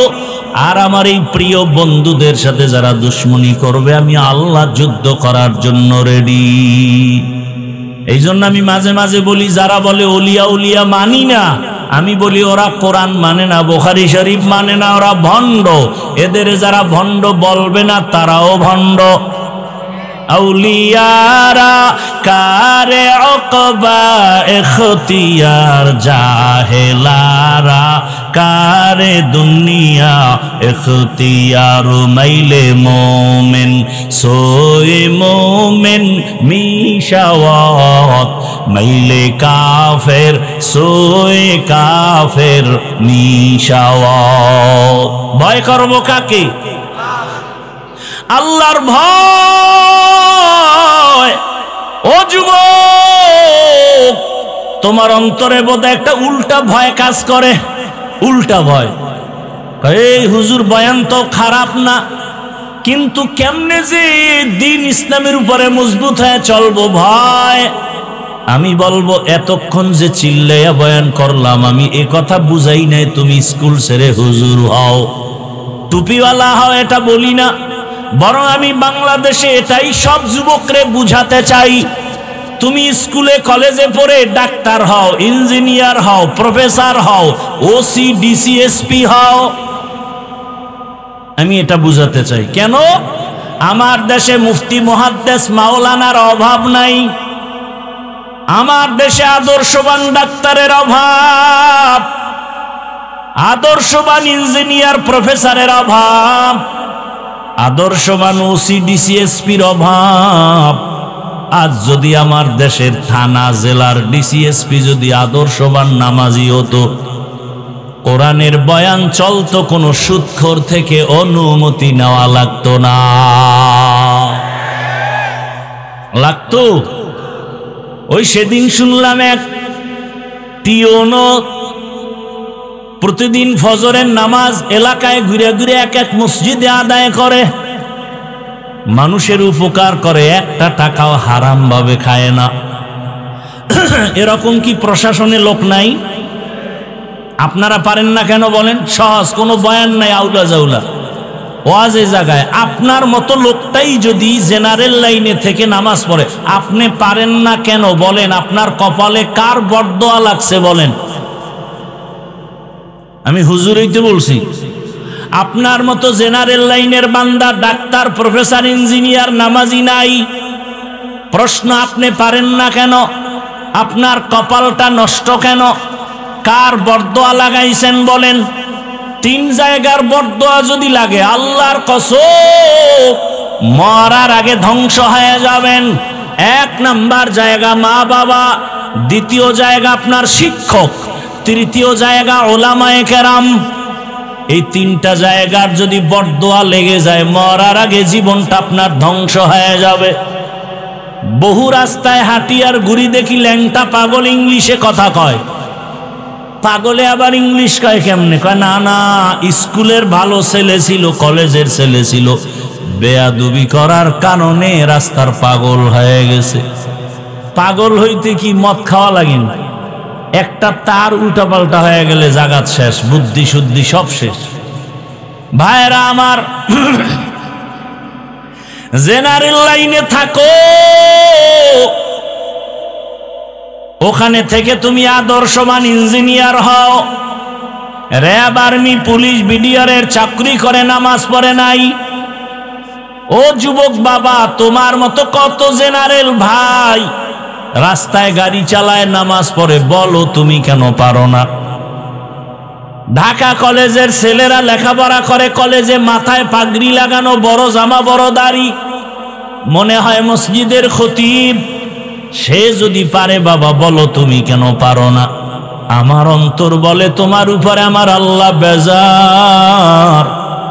কোন দিন যেন আজরাইল এসে তোমারে ধাক্কা দিয়া বসে, পালাবার কোনো জায়গা নাই। এমন একটা দিন নাই গাড়ির নিচে, পানির নিচে, ঘুমের বিছানায় মরণের লাশ দেখা যায় না। আপনাদের কষ্ট যদি না হয়, আমি ছোট একটা ঘটনা দিয়া বুঝাবো। কষ্ট হবে? এই যে একদল মানুষ, এরা ওয়াজে যে কেন আসে এটাই আমার বুঝে আসে না। এই মানুষগুলো ওয়াজে কেন আসে আমার এটা বুঝেই আসে না।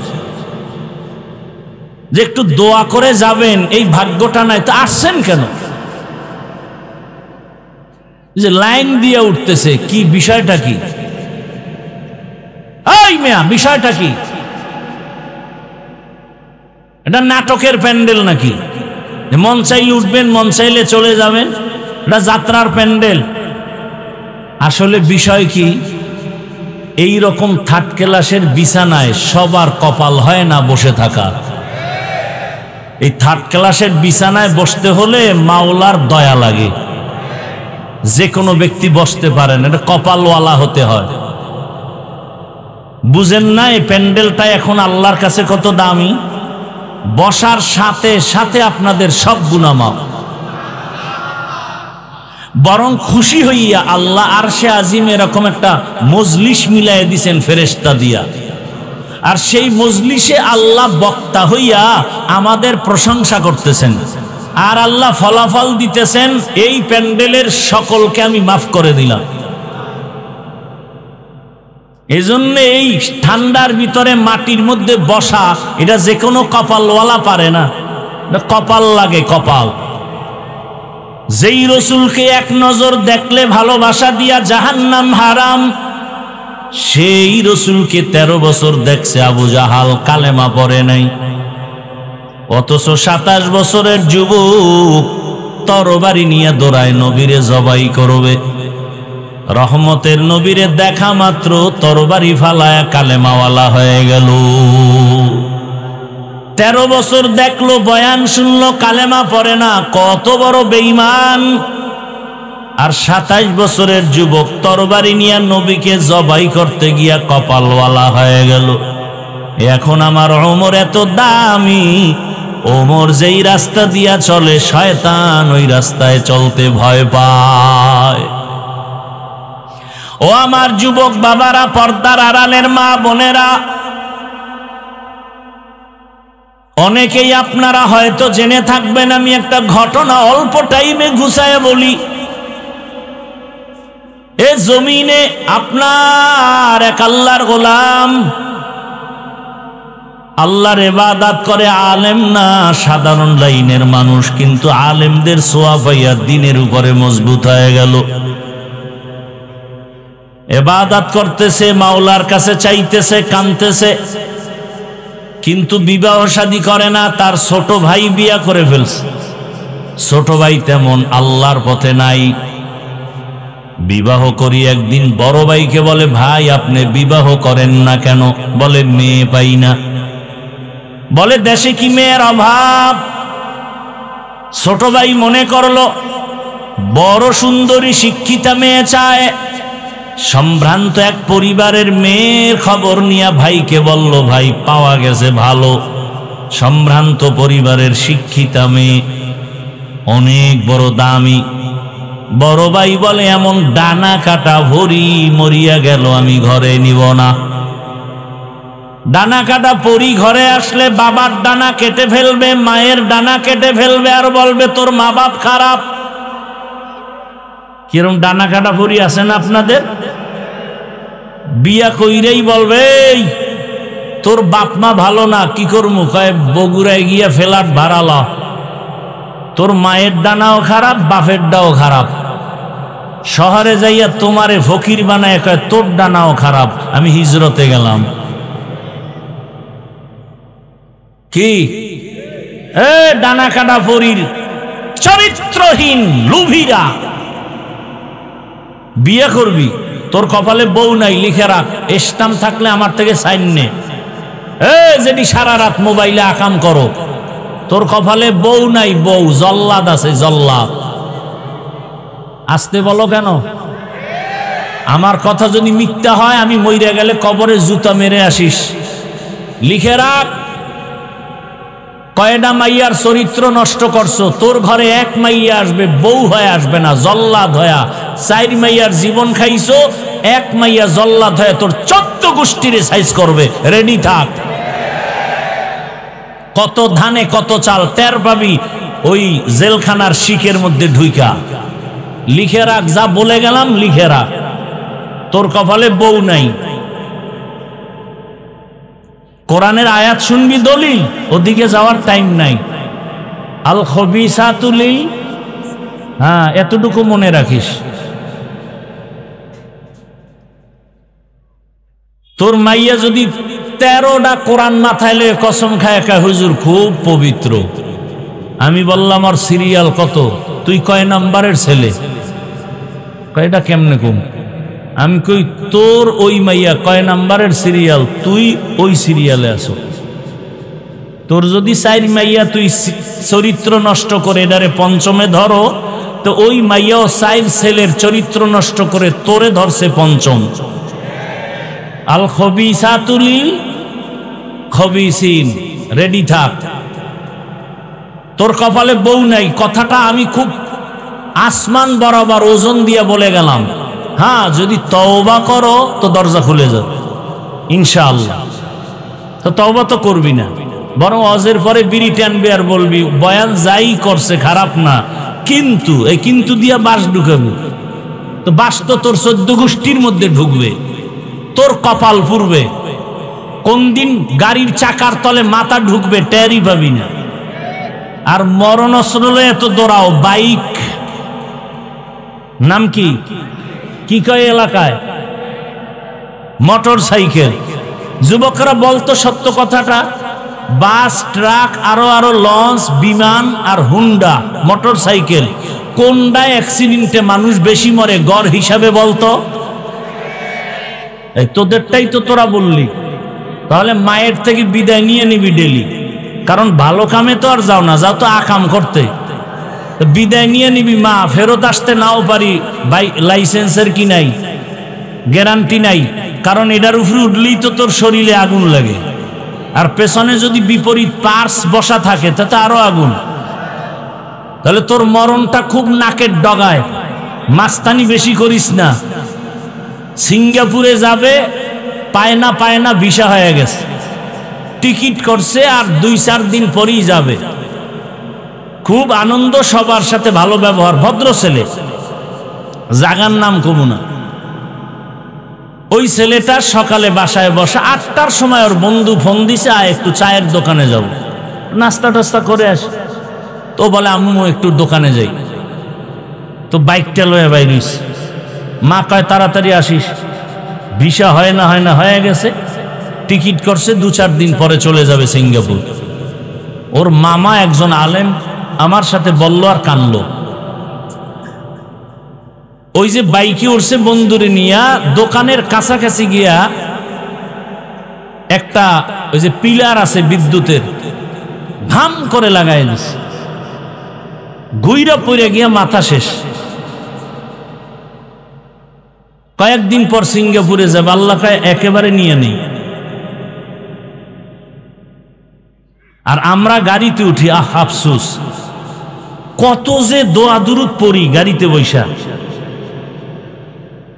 কত দোয়া দুরুদ পড়ি, ইস্তেগফার পড়ি, দরুদ শরীফ পড়ি, 5টা সূরার আমল করি, আয়াতুল কুরসি পড়ি, সূরা ফাতিহা পড়ি, কত আমল করি গাড়ির মধ্যে। আল্লাহ তুমি হেফাজত করো, তুমি ছাড়া কে আছে।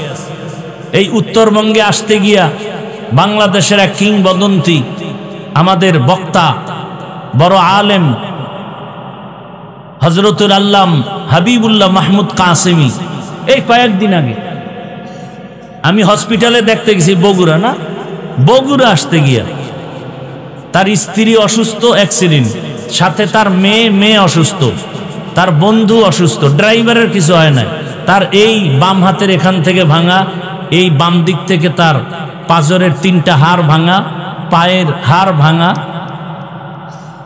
আর তুই গাড়ির মধ্যে একটা গান চালাবি, আকাম করবি, আর তোরে আল্লাহ এমনি বাঁচাই দিবি। দোয়া পড়তে পড়তে হুশ থাকে না। টুকটাক যা আমল করি, এরপরও পাও ধরে ধরে কান্না করি, আর তুমি আমলই করো না, তুমি মাস্তানি করে জান্নাত পাবা, এত সোজা। আল্লাহ হেদায়াত দান করুন। কাউকে ছোট করার জন্য বলছি না, আমিও জান্নাতে যাব, আপনাদেরকেও নিয়ে যাব, সেই মোহাব্বতে বলতেছি, রাগ করবেন না। ছোট ভাই বিয়া করছে, বড় ভাই বিয়া করে না, মাইয়া নাই, পাইছে ডানা কাটা পরি, কানা এ মেয়ে বিয়া করুম না। ছোট ভাই কয় তোর কপালে বিয়া নাই। বড় ভাই জবাব দিল, আল্লাহ যদি চায় তাহলে হবে, বান্দা চাইলে হবে। এইবার কথা, তুই কি মাইয়া চাও? বড় ভাই কয় আমি এমন একটা মেয়ে চাই, যেই মেয়ে আমার ডান হাত ধরে আমাকে জান্নাতের দিকে আগায় নিবে। ছোট ভাই কয় তোর কপালে বিয়া শেষ। মাত্র 1 সপ্তাহের মধ্যে খবর আসলো, এলাকার বাহিরের এক মসজিদে একজন আল্লাহওয়ালা আসছে, মানুষের নিয়ে বয়ান করে আর দোয়া করে। শোনার পরে একদিন বড় ভাই ফজরের নামাজ গিয়া সেখানে আদায় করলো, আল্লাহওয়ালার সাথে কথা বলল, চোখের পানি ছেড়ে দোয়া চাইলেন, হুজুর একটু দোয়া করেন।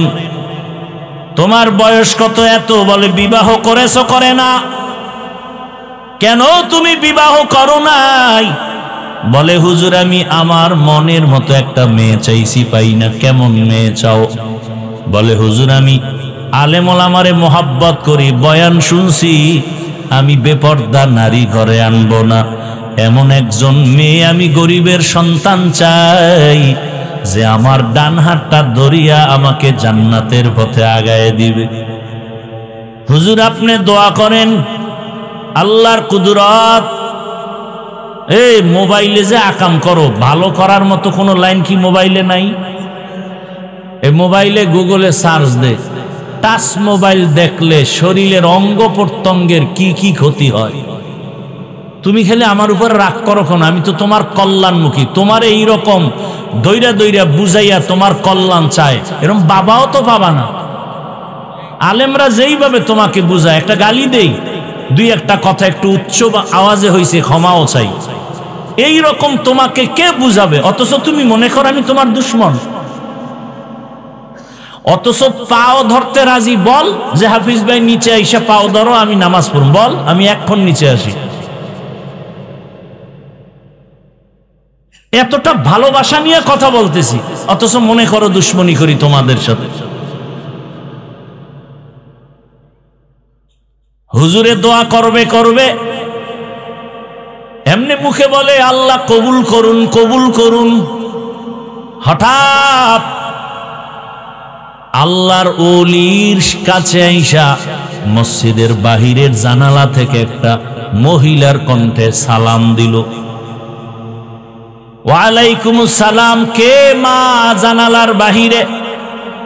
বলে আমি এলাকার একটা গরিব সন্তান, আমার বাবা নাই, আমি বড় ইতিম। মা তোমার বয়স কত? বলে এত, বিয়া হইছে নি? কয় না। কেন হয় না?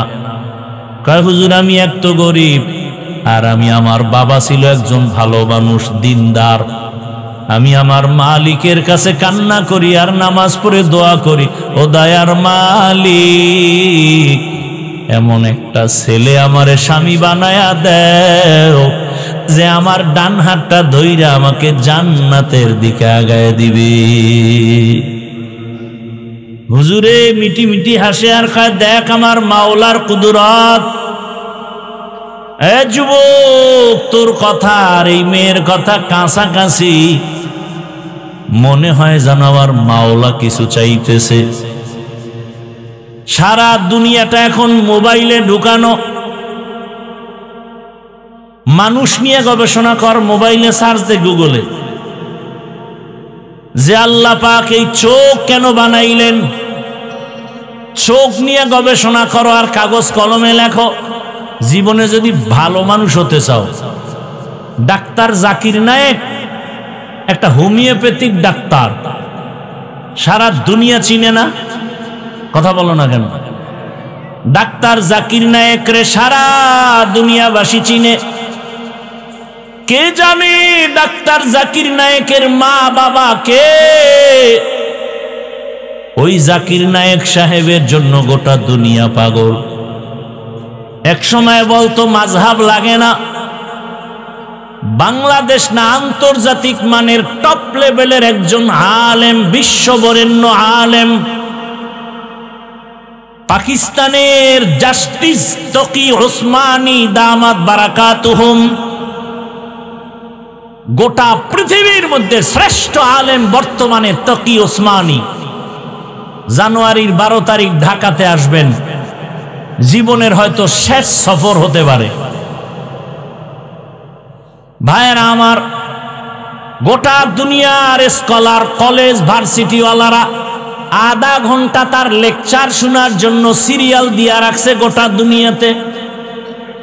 আমেরিকা, লন্ডন, কুয়েত, কাতার, এমন কোন রাষ্ট্র থেকে তার চাহিদা নাই। আধা ঘন্টা লেকচার শুনবে, সব জেনারেল, আমগো হুজুর টুজুর তো পরে, গোটা দুনিয়ার আন্তর্জাতিক জেনারেল লাইনের বুদ্ধিজীবীরা তকি ওসমানী সাহেবের আধা ঘন্টার লেকচার শুনবে। কত কোটি টাকা লাগবে একটু সময় দেন। 12 জানুয়ারি ঢাকাতে আসবেন, এক সপ্তাহের সফরে। পৃথিবীতে ব্যাংকিং সিস্টেম কিভাবে হালাল কিভাবে হারাম এ বিষয়ে বিশাল আর্টিকেল তার আছে। ওই তকি ওসমানী সাহেবের সাথে জাকির নায়েক দেখা করলো। দেখা করার পরে বলে, হযরত আমি তো মাযহাব মানি না। তকি ওসমানী দামাত বারাকাতুহুম কোরআন সুন্নাহর আলোকে যৌক্তিকভাবে এমন সুন্দর বয়ান দিলেন, এমন সুন্দর কথা বললেন জাকির নায়েক সাহেব। পরবর্তীতে প্রায় 40 মিনিটের একটা লেকচার দিয়েছে জাকির নায়েক সাহেব, এবং বলেছে মাযহাব মানা ছাড়া ইসলাম মানার কোনো রাস্তা নাই। প্রায় 40 মিনিটের একটা বক্তব্য। গোটা দুনিয়াতে ভাইরা। ভাইরা আমার, এইবার হুজুর বলে তোমার চাহিদা মতো মেয়ে, মেয়ের চাহিদা মতো তুমি।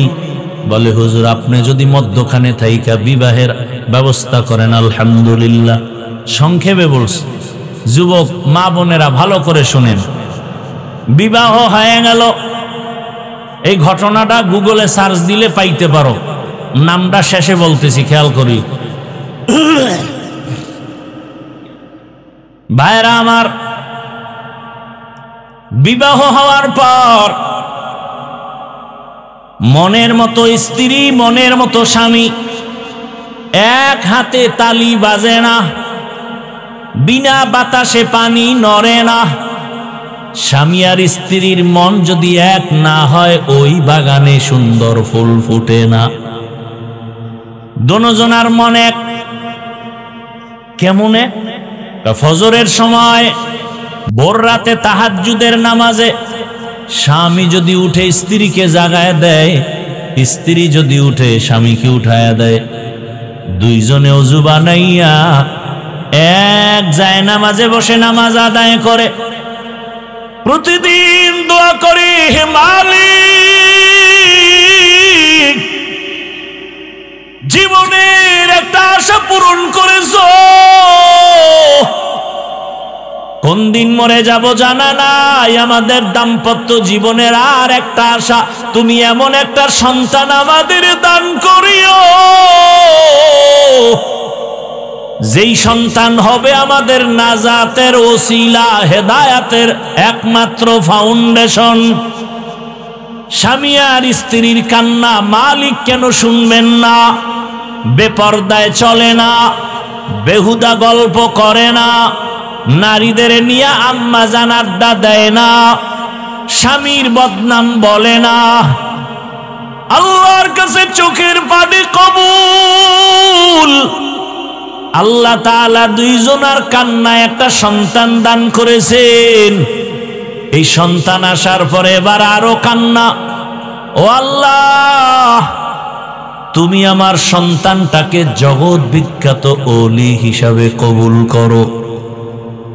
এমন দোয়া মা বাবায় করছেন, জমিনে আসা মাত্র অল্প বয়স, যেটাকে আমরা যুবক বলি, সেই যুবক বয়সে গোটা দুনিয়াটাকে লাড়া দিয়ে দিছে। মিশরের ভেতরে বেঈমানেরা যখন ক্ষমতা দখল করলো, হুঙ্কার দিয়া দাঁড়ায় গেল। মুসলমানের প্রথম কিবলা বাইতুল মাকদিস, জালেমেরা যখন আক্রমণ করেছে, এই যুবক হুঙ্কার দিয়া ময়দানে ঝাঁপায় পড়লো। অল্প দিনের মধ্যে গোটা দুনিয়াতে তার নাম আর ডাক, নাম আর ডাক, নাম আর ডাক। ইতিহাসের পৃষ্ঠায় সাক্ষ্য, গুগলে সার্চ দিয়া দেখবি যুবক বাবা। এই বহুল আলোচিত যুবক হলো সুলতান সালাহউদ্দিন আইয়ুবী রহমাতুল্লাহ আলাইহি। এর মা বাবার কাহিনী শুনাইলাম, এইবার এর কাহিনী বলতে গেলে রাত শেষ। ভাইরা আমার, বললে লাভ কি? আপনার ছেলেটার এরম বানাইছেন?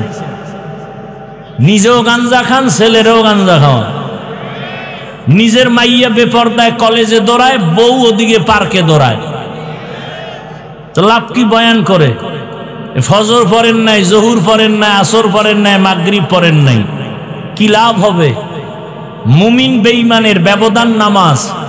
বেঈমানেরা নামাজ পড়ে না, মুমিন যারা তারা নামাজ ছাড়ে না।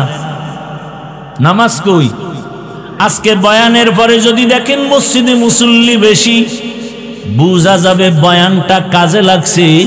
আর যদি দেখেন না, মুসল্লি আরো কইমা গেছে, বুঝবেন বয়ানের ফলাফল ভালো হয় নাই। পর্দার আড়ালের আম্মা জানেরা, আপনার মতো কত মা এখনো আছে বেপরদায় চলে না, নামাজ ছাড়ে না, মোবাইলে সময় নষ্ট করে না, স্বামীর মাল হেফাজত করে। ও আমার যুবক, বিদায় বেলা বলে গেলাম, মা বাবার দোয়া নিয়ে এখনো সময় আছে, তওবা করো। ডাক্তার যদি হও আদর্শবান ডাক্তার হইও, আদর্শবান ইঞ্জিনিয়ার হও, আদর্শবান প্রফেসর হও, ওসি ডিসি এসপি হও। আম্মা জানকেও বলবো সন্তানটাকে ভালো লাইনে চালানোর মেহনত করেন, সন্তানটাকে কোরআন পড়াবেন। ডাক্তার হইয়াও কোরআন পড়বে, রোগী দেখবে, নামাজ পড়বে, মা বাবার জন্য দোয়া করবে। এমন একটা কোরআনওয়ালা ডাক্তার দুনিয়াতে রেখে যাবেন, কোরআন পড়নেওয়ালা ইঞ্জিনিয়ার বানাবেন। এখনো সময় আছে, যারা এই লাইনে নাই তওবা করেন। দুনিয়ার হায়াত আর কয়দিন, আল্লাহর মোহাব্বত নিয়ে তওবা করেন। আর আল্লাহকে মনে মনে বলেন, জোরে বলা লাগবে না, মনে মনে বলেন, হে মালিক, জীবনে তো কম গুনাহ করলাম না। ও মা, ও বোনেরা, ও যুবক বাবারা, মনের আশা পূরণ করতে গিয়া পার্কে পার্কে দৌড়াইছো, এখনো কি আশা পূরণ হয় নাই? আমাকে বলো, আর কতদিন পার্কে গেলে আশা পূরণ হবে? আর কত রাত্র মোবাইল চালাইয়া গুনাহ করলে আশা পূরণ হবে? আর কতদিন দাড়ি কাটলে আশা পূরণ হবে? আর কতবার বেপরদার নাচ গান করলে আশা পূরণ হবে? এবং এটাও বলো, তোমার হায়াতের বাকি আছে কতদিন? চোখের সামনে যুবকের লাশ। এমন একটা দিন নাই, কয়েক মাস আগে বাইতুল্লাহ বাংলাদেশের খবর শুনলাম, বিদেশি যুবক টাকা কামাই করে স্বর্ণের অলংকার নিয়ে ঢাকা আসছে। কয়েকদিন বাড়িতে আনন্দ করে আবার যাবে। ঢাকা শাহজালাল এয়ারপোর্টে নামছে, গাড়িতে উঠছে পরিবারের ছেলে মেয়ে বিবিরা সব। কি আনন্দ! যাইতে যাইতে যাইতে যাইতে বাড়ির কাছে যাইয়া ড্রাইভার গাড়িটা পানির মধ্যে ফেলে দিছে।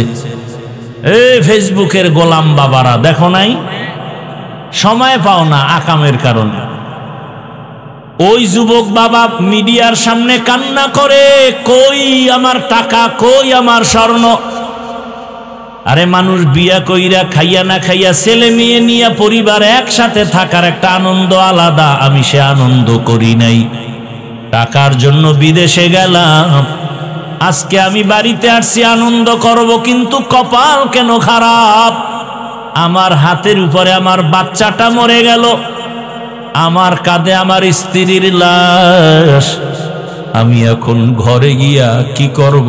আমার ঘরের বাতি দেওয়ার মানুষটা মরে গেল। ছোট বাচ্চা আমাকে আব্বু বলে যখন ডাক দেয়, কলিজাটা ঠান্ডা হয়ে যায়। আজ আমার হাতের সামনে আমার কলিজার সন্তানটা পর্যন্ত চলে গেল। ও আমার যুবক বাবা, আজকে তুমি ভালো আনন্দে বসে আছো, বয়ান শোনো। জানি না আগামীকাল এই টাইমে হতে পারো তুমি হসপিটালের রোগী।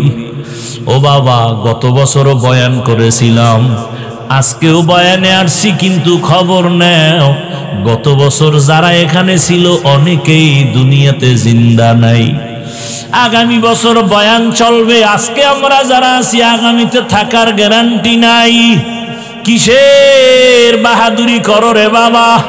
ওরে রাতের বেলা বাসায় যাইয়া মোবাইল চালায়া যখন শেষ বেলা ঘুমাবা, সকাল 10টা 11টায় তোমার মা বলবে, বাবা ওঠো। প্রতিদিন একবার ডাক দিলে তুমি উঠে যাও। আজকের মা তোমাকে 10 বার ডাকে, সাড়া নাই। মায়ের কলিজে একটা আঘাত লাগছে, না জানি কি হয়ে গেল। মা দরজা খুলিয়া দুইকে তোমার শরীরে টাচ করে দেখে পুরা বডি তোমার ঠান্ডা এবং শক্ত। মা একটা চিৎকার দিয়া বলে, কে আছো? আয় আয়। আমার কলিজার বাবা আর জিন্দা নাই।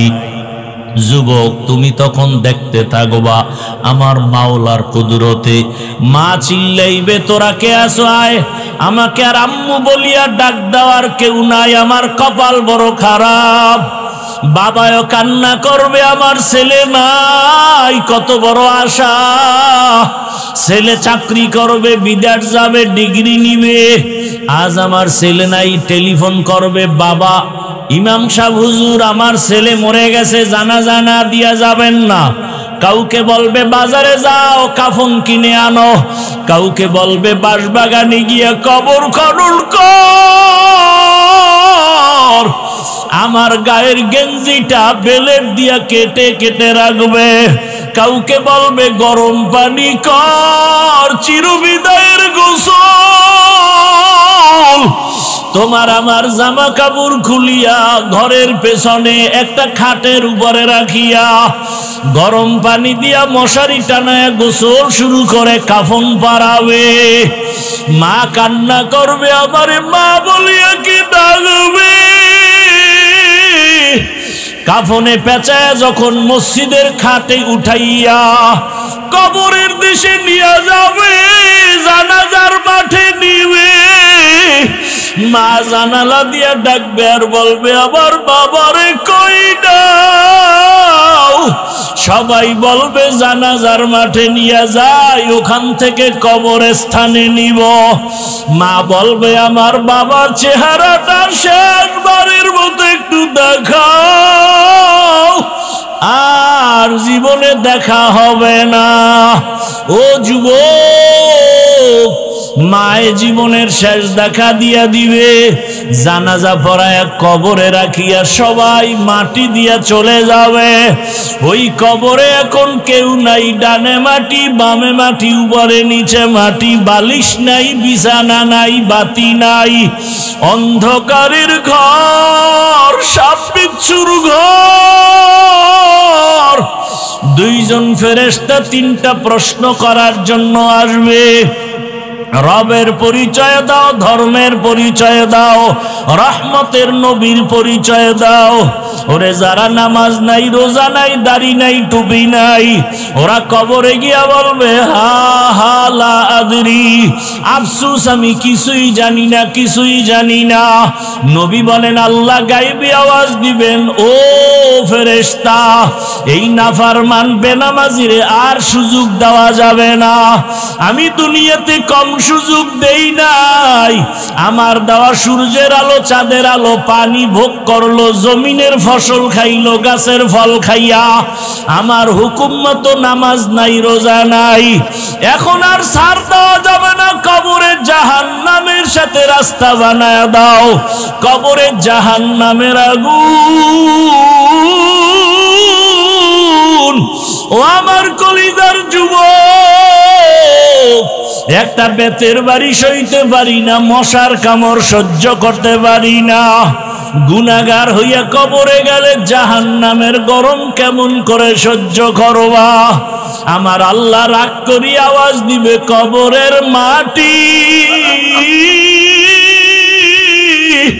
এই বেনামাজি নাফরমানের দুই দিক থেকে জোরে জোরে চাপ দাও। এত জোরে চাপ দিবে পাজরের হাড়গুলো চুরমার হয়ে যাবে। মায়ার নবী উম্মতের জন্য এত কাঁদলেন। মনটাকে বুঝাও যুবক, তোমার মতো যুবক যদি জেনারেল লাইনে পড়ে, নামাজ পড়ে, স্কুলে পড়ে, কলেজে পড়ে, চাকরি করে, ব্যবসা করে, নামাজ পড়ে, তুমি কেন পারবা না? আল্লাহর কোরআনটাকে মিথ্যা মনে করিও না রে বাবা। কবরে গিয়া যদি আযাব না হয়, তোমারও পেরেশানি নাই, আমিও বেঁচে যাব।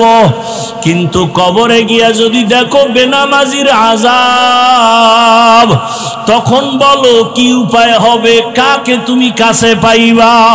একমাত্র আমার মালিকের আপন বানাইও। আমার আল্লাহর কাছে তওবা করো, আর মনে মনে বলো, হে মালিক, আর নামাজ ছাড়বো না, দাড়ি কাটবো না, বেপরদায় চলবো না। মা বাবার দোয়া নিয়া, শিক্ষকের দোয়া নিয়া, উলামায়ে কেরামের দোয়া নিয়া চলবো, নবীর সুন্নাত অনুযায়ী চলবো। তওবা করার মতো যদি নিয়ত হয়, মুনাফিকি যদি না থাকে, খাঁটি তওবার নিয়ত যাদের আছে, দুটো হাত আমার আল্লাহকে দেখাইয়া দাও। আয় আল্লাহ, হাতগুলো কবুল করে নেন, তওবা কবুল করে নেন, তওবার উপরে মজবুত হইয়া চলা তৌফিক দান করেন, আমিন। আলহামদুলিল্লাহি রাব্বিল আলামিন ওয়াসসালাতু ওয়াসসালামু আলা সাইয়্যিদিল আমবিয়া ওয়াল মুরসালিন ওয়া আলা আলিহি ওয়া আসহাবিহি আজমাইন ইয়া আরহামার রাহিমিন ইয়া আরহামার রাহিমিন ইয়া আরহামার রাহিমিন রব্বিরহামহুমা কামা রব্বায়ানি সগীরা আল্লাহুম্মা ইন্নাকা আফুউন কারীম তুহিব্বুল আফওয়া ফা'ফু আন্না আল্লাহুম্মা ইন্না নাসআলুকা রিযাকা ওয়াল